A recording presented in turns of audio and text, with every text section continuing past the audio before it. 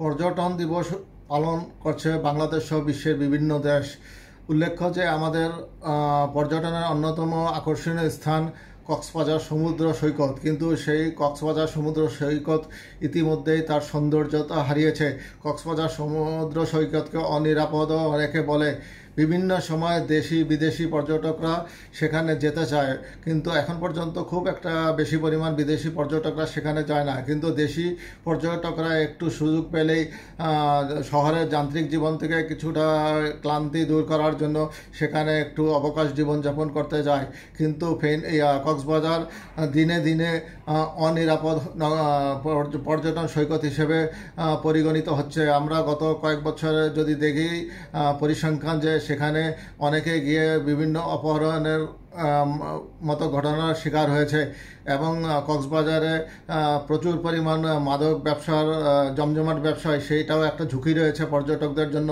কারণ তারা সঠিক হোটেল মোটেলে যদি উঠতে না পারে তাহলে তারা যে কোনো সময় একটা ঝুঁকির মধ্যে পড়তে পারে। এছাড়াও সমুদ্র সৈকতে যখন ভ্রমণ পিপাসুরা সমুদ্রে গোসল করতে যায় কিংবা সমুদ্রের সৌন্দর্য উপভোগ করতে যায়, তখন অপ্রীতিকর কিছু ব্যক্তিরা বিভিন্নভাবে উত্ত্যক্ত করার চেষ্টা করে। বিশেষ করে যদি কোনো কপতি দুইজন যদি সেখানে বেড়াতে যায়, সেই ক্ষেত্রে কিছুটা গন্ডগোলের বা কিছুটা প্রবলেমের মধ্যে পড়ে।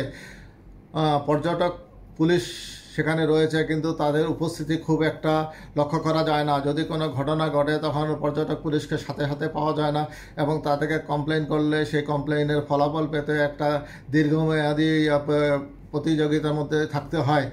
এছাড়াও পর্যটন এলাকা কক্সবাজার সমুদ্র সৈকতে জোয়ার ভাটা যে হয় সেটার সিগন্যাল কর্তৃপক্ষ সময় মতো দেয়, কিন্তু আমাদের যে ভ্রমণ পিপাসু পর্যটকরা আছেন তাদের সচেতনতার অভাবে সেখানে তারা ঠিকমতো সেটা পালন করে না। অনেক সময় তারা সৈকত থেকে বেশ ভিতরে সমুদ্র সৈকতে চলে যায়, সেই সময় দেখা যায় যে জোয়ার ভাটার কারণে অনেকের মৃত্যু ঘটে।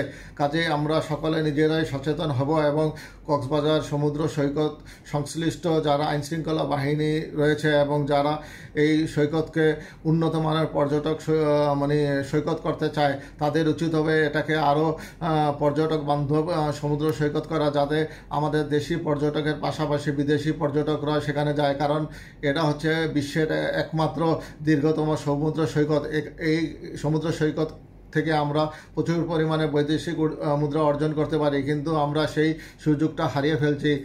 আশা করি বর্তমান তত্ত্বাবধায়ক সরকার এই দিকে একটু খেয়াল রাখবে এবং এই সমুদ্র সৈকতকে একটি বিশ্বমানের সমুদ্র সৈকত হিসেবে গড়ে তুলবে। উল্লেখ্য যে আমাদের এই বছর সেরা দেশ হিসাবে পর্যটক হিসাবে পরিগণিত হয়েছে যুক্তরাষ্ট্র, পরের স্থানে রয়েছে স্পেন, দ্বিতীয় স্থানে স্পেন রয়েছে, তৃতীয় স্থানে জাপান, চতুর্থ স্থানে ফ্রান্স, পঞ্চম স্থানে অস্ট্রেলিয়া, ষষ্ঠ স্থানে জার্মানি, যুক্তরাজ্য আছে সপ্তম অবস্থানে, অষ্টম স্থানে রয়েছে চীনের নাম, ইতালির অবস্থান নবম, আর দশম স্থানে রয়েছে সুইজারল্যান্ড। তাহলে বুঝতেই পারছেন এইসব দেশের মতো যদি আপনার পর্যটক টানতে চান তাহলে অবশ্যই কক্সবাজার সমুদ্র সৈকতকে একটি উন্নত মানের সমুদ্র সৈকত করতে হবে এবং নিরাপদ সমুদ্র সৈকত হিসেবে গড়ে তুলতে হবে।